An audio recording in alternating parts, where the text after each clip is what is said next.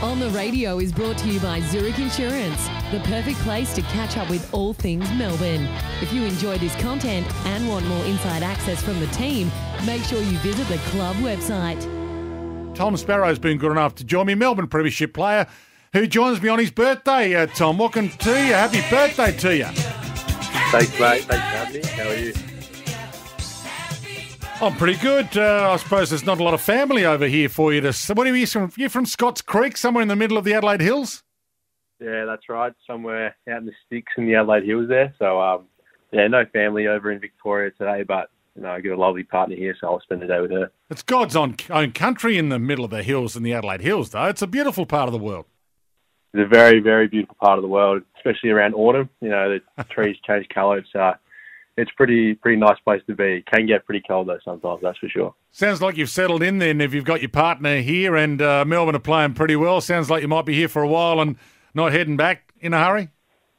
Yeah, it's definitely a good place to be, especially where the club's at and my relationships on and off the field. So I'm pretty happy here in Melbourne. Sounds like you're damn happy. What happened on the weekend? Quality side, that's for sure. When you play a team like that, you got to be able to put up with the contest for a long period of time. And on the weekend we needed to bring our best, and we couldn't match it for long enough. So credit to Fremantle, they were really strong in their defence. We couldn't go with them in that second half.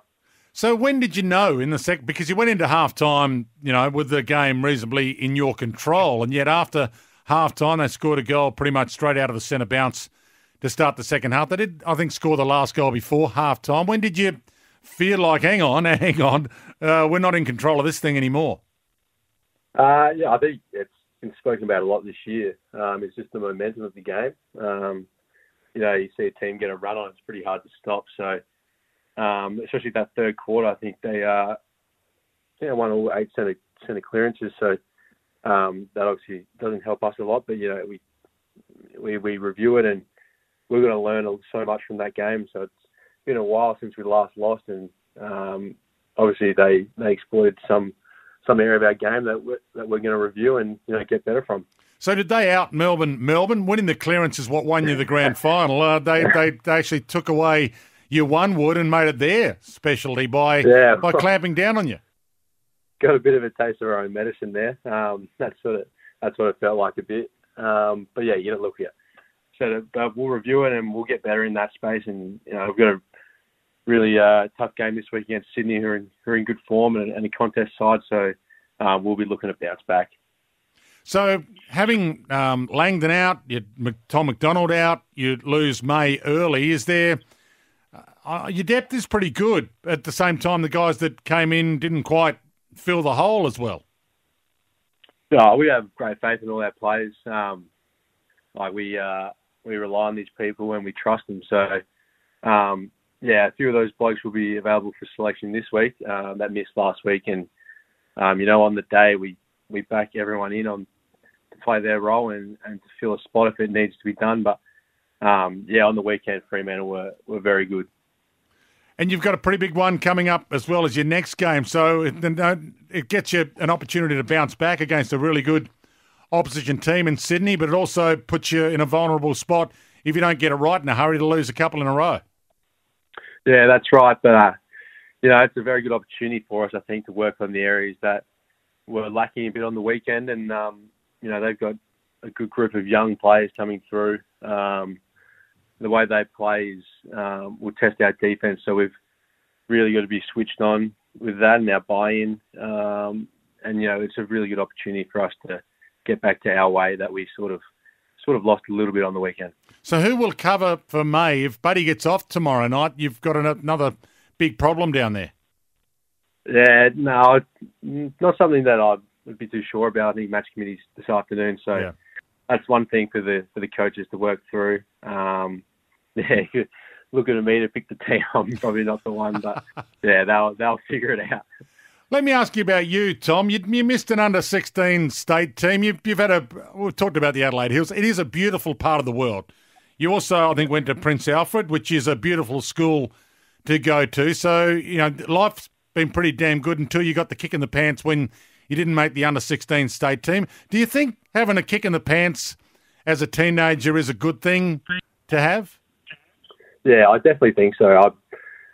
Everything was going pretty smoothly there for a bit. I picked up footy late, played soccer as a kid, so and everything sort of went pretty smooth sailing from there. And then not getting selected for that side was a little bit of a wake up call. But I think it also was a blessing in disguise, as cliche as that is, because it made me go away, work on my strengths more.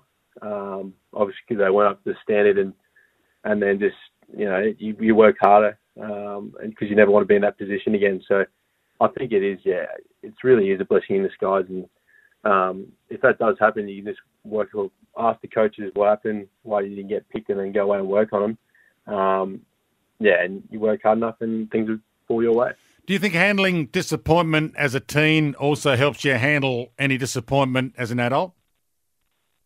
I think it definitely correlates. You can sort of associate things with footy, working in a team environment with things off field and social groups and stuff like that. So I think hardships in footy you can relate to the real world, and I feel like you become a pretty resilient person when you can go through things like that. And Melbourne, obviously, you feel like you can learn from last week as well, as we take that sort of line of thought through last weekend's loss.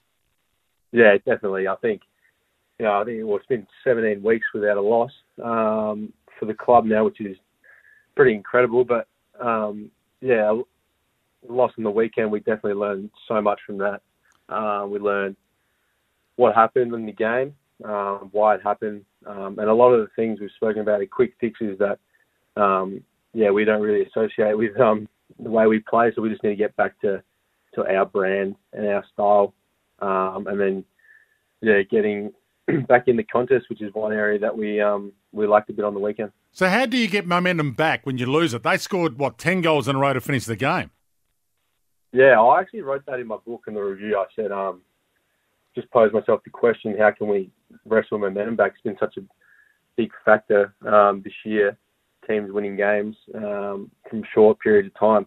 So I think, after just thinking about it a little bit, is there a way where we, maybe stop messing around with the ball and, try and get it forward quickly? I think a lot of teams will be trying to do that and just try and win the territory battle back a bit, take the stress off the defenders and that sort of thing. I think it's pretty simple. It's just, in the moment, it's whether you can get your hands on the ball. I know the other team's got a lot of energy. So it's whether we can get our hands on the ball and then, try and get it in our forward half and lock it away there. Club's got 60,000 members, I think, for the first time ever, aiming for 65,000 as well, which is a good spot to be. And the club has got a special deal on today, which is one of the reasons we're lucky enough to have you on the program. 5 games for $65, $25 for juniors, and people can be part of the journey in 2022. If they want to, go to membership.melbournefc.com.au to take up that offer. How much did you know about Melbourne before you came over from SA, Tom? Did you immerse yourself in to learn a bit about Melbourne so you kind of knew who David Neitz was and who Robbie Flower was, Gary Lyon, etc., before you even got here, so you knew a bit about the club that you were about to become part of?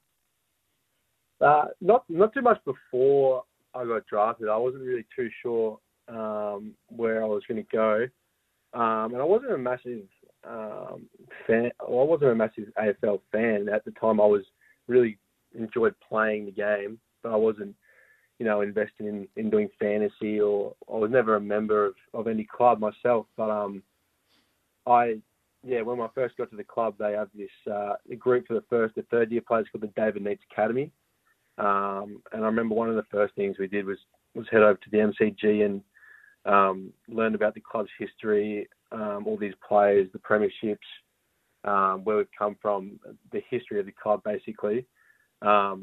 And then, even last year, 3 years into my career, Mark Williams, who was leading the David Neitz Academy at that point, got us to make a presentation on some of the club's greats and learn a bit about them and what they've done for the club. So I think it is really important to know about the club's history and where it's come from and where you fit into that. And a guy like Mark Williams to fast track what you need to know, so you kind of get that. He dissects it all for you and hands it to you in a bite-sized piece, so you can learn the right stuff at the right time as quickly as possible. Yeah, he's really good, Mark. He's a character. He brings a lot of energy to the club, and he's very, very passionate. So we love having him around, and I think he's a crucial part of the development for the young boys as well. You know, he's very mature. He's been around for a long time. He knows the ins and outs. So all the information that he can provide, especially the young boys with, is very, very important to the success of a club. He's not sitting there with you, is he, Tom? No, he's not. Hopefully he's listening, though. No, he is. He just sent me a text. He just sent me a text reminding me it's your birthday. So that's why I thought you might be in the next room, especially when you gave him a big rap. So, hey, Mark, I know you're listening. We love him. I know you do. Great to have you, Tom. Always good to be able to, talk to a nice, intelligent young kid like I know you are, and it's a pleasure to have you on. So thanks again for your time. Good luck this weekend, and we'll talk soon. Thanks, Dwayne. Cheers, mate. Tom Sparrow, the birthday boy, Melbourne Premiership player as well. So again, if you want to sign up, become a Melbourne member. Special deal today. 5 games for $65, $25 for juniors. Be part of the journey 2022. Membership.melbournefc.com.au is where you can find that offer.